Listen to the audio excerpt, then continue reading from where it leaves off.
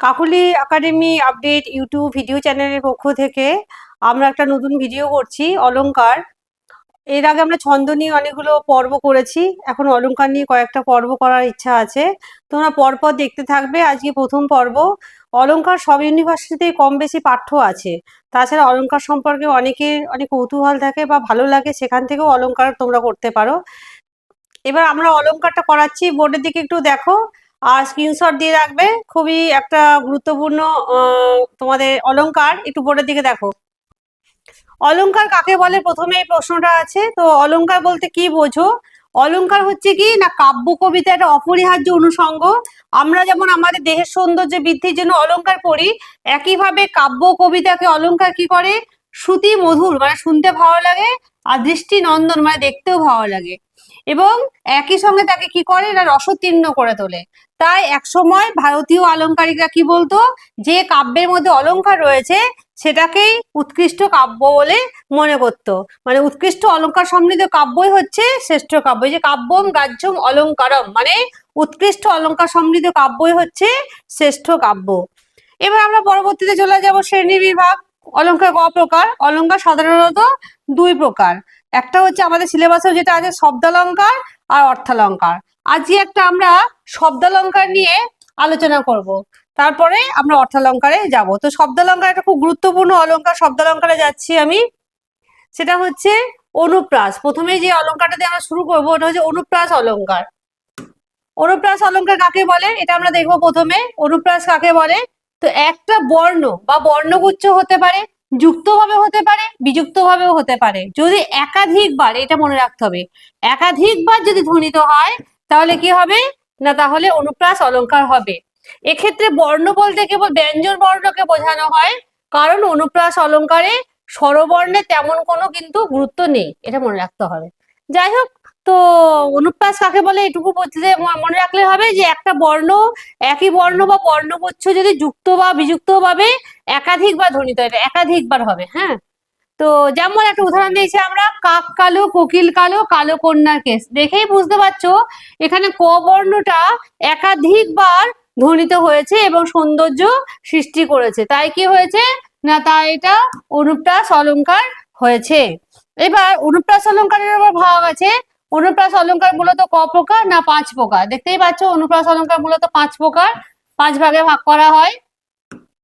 এবার 5টা ভাগ কি কি সেটা আমরা দেখব, সেটা মনে রাখতেও হবে তোমাদেরকে যে 5টা ভাগ কি কি। কি কি ভাগ আছে একটু দেখো তোমরা বোর্ডের দিকে, এগুলো তোমরা স্ক্রিনশটও দিয়ে রাখো যাদের যাদের প্রয়োজন হবে। না কি, এক হচ্ছে অন্তানুপ্রাস, এক হচ্ছে অন্তানুপ্রাস, 2 নম্বর হচ্ছে বৃত্তানুপ্রাস, 3 নম্বর শেখানুপ্রাস, 4 নম্বর হচ্ছে সূত্রানুপ্রাস, আর 4 নম্বর 5 নম্বর হচ্ছে লাটানুপ্রাস। এবার প্রথমে যেটা আমরা যাব সেটা হচ্ছে গিয়ে অন্তানুপ্রাস। অন্তানুপ্রাসে দেখো, কবিতায় এক চরণে, চরণ মানে হচ্ছে এখানে লাইন, চরণ মানে এখানে পা নয়, এক চরণের শেষে বা অন্তে যে শব্দধ্বনি থাকবে, পরবর্তী চরণে যদি অন্তে বা শেষে তার পুনরাবৃত্তি হয় তাহলে আমরা তাকে বলবো অন্তানুপ্রাস অলংকার। যেমন বৃষ্টি পড়ে টাপুর টুপুর নদে এলো বান, খুব একটা আমাদের জানা পরিচিত লাইন দিয়েছি। শিব ঠাকুরের বিয়ে হলো 3 কন্যে দান, তাহলে বান আর দান এই যে অন্তে মিল হয়ে গেল, অন্তে মিল হয়ে গেল, এটাই হচ্ছে অন্তে যেহেতু মিল সেই জন্য অন্তানুপ্রাস হয়েছে। মানে দেখো এখানে কি বলছে যে বান, আর প্রথম চরণে অন্তে বান আছে আর দ্বিতীয় চরণে অন্তে কি আছে না দান আছে, মানে হচ্ছে বান আর দান মিলে গেল, এই জন্য অন্তে মিল হলো বলে অন্তানুপ্রাস অলংকার। পরবর্তী যে অলংকারটা যাব সেটা হচ্ছে গিয়ে বৃত্তানুপ্রাস অলংকার। বৃত্তানুপ্রাস অলংকারে যাচ্ছি আমরা, এই যে বৃত্তানুপ্রাস অলংকারে যাচ্ছি যে এক বা একাধিক ব্যঞ্জন বর্ণ যুক্ত বা বিযুক্ত ভাবে একাধিক বা যে ধ্বনিত হয় তাহলে বৃত্তানুপ্রাস অলংকার হবে। যেমন গুরু গুরু মেঘ গুমরি গুমরি গরজে গগনে গগনে, মানে গ বর্ণটা কি হয়েছে একাধিকবার ধ্বনিত হয়েছে, তাই বৃত্তানুপ্রাস অলংকার হয়েছে। এবার আমরা পরবর্তী যে অলংকারটাতে যাব, সৌন্দর্য সৃষ্টি হয়েছে, এটা তো লিখতেই হবে যে সৌন্দর্য সৃষ্টি হয়েছে। ছেকানুপ্রাস, ছেক শব্দের অর্থই হচ্ছে 2, এটা মনে রাখতে হবে। ছেকানুপ্রাস মানে ছেক মানে হচ্ছে 2, যদি একই ধ্বনিগুচ্ছ বা ব্যঞ্জন বর্ণ যদি যুক্ত বা বিযুক্ত ভাবে ক্রমানুসারে 2 বার ধ্বনিত হয় তাহলে তাকে বলা হবে ছেকানুপ্রাস অলংকার।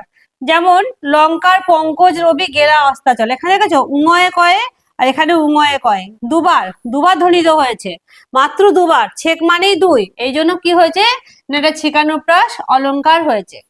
পরবর্তী অলংকারে আমরা যাই, সূত্রানুপ্রাস হয়েছে, এটা সূত্রানুপ্রাস, শুনতে একই রকম লাগবে, মানে বাকযন্ত্রে একই স্থান থেকে উচ্চারিত, হ্যাঁ, শ্রুতিগ্রাহ্য সাদৃশ্যমান ব্যঞ্জন ধ্বনির যদি সমাবেশ ঘটে তাহলে হবে সূত্রানুপ্রাস অলংকার। সূত্রানুপ্রাস মানে শুনতে একই রকম লাগবে কিন্তু ভিন্ন ব্যঞ্জন ধ্বনি হবে।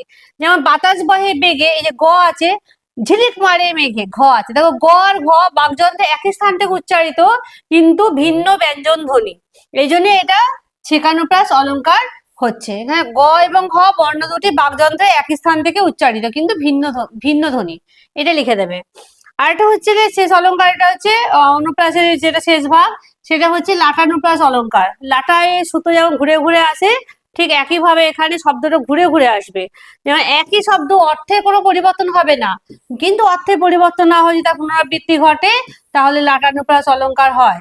যেমন দলে দলে, এই যে দলে দলে শব্দটা দেখো দুবার এসেছে, দলে দলে শুধু মৌমাছিগুলি করে যায় উল্লাস, এখানে যে দলে এই যে শব্দটা ব্যবহার হয়েছে দুবার ব্যবহার হয়েছে, দুবার, কিন্তু একই অর্থে বসেছে, সেই জন্য এটা কি অলংকার হয়েছে না এটা এটা হয়েছে লাটানুপ্রাস অলংকার। লাটায় সুতোর মতো ঘুরে ঘুরে আসছে কিন্তু মানে কিন্তু আলাদা হচ্ছে না, মানে কিন্তু একই মানে, দলে দলে দুবার বসেছে, দুটো একই অর্থে বসেছে, তাই লাটানুপ্রাস অলংকার হয়েছে। আজকে মোটামুটি তোমরা অলংকারের যে শব্দালঙ্কারের যে প্রথম ভাগ অনুপ্রাস সেটা আমরা করলাম, এবং অনুপ্রাস কাকে বলে, অনুপ্রাসের ভাগ সবকিছু আমরা মোটামুটি করলাম।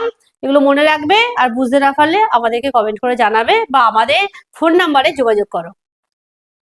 যারা আমাদের এখানে ইউটিউবে দেখছো তো ভালো, আর যারা বুঝতে পারবে না তারা কমেন্ট করে জানাবে, বা তোমরা এই ইউটিউব ভিডিও চ্যানেলটা সম্পর্কে সম্পূর্ণ, যেহেতু এটা শিক্ষা সংক্রান্ত ভিডিও, যারা শিক্ষার সঙ্গে জড়িত আছো তারা এদের জানাতে পারো একে অপরকে, বা ভিডিওগুলো শেয়ার করতে পারো তোমরা।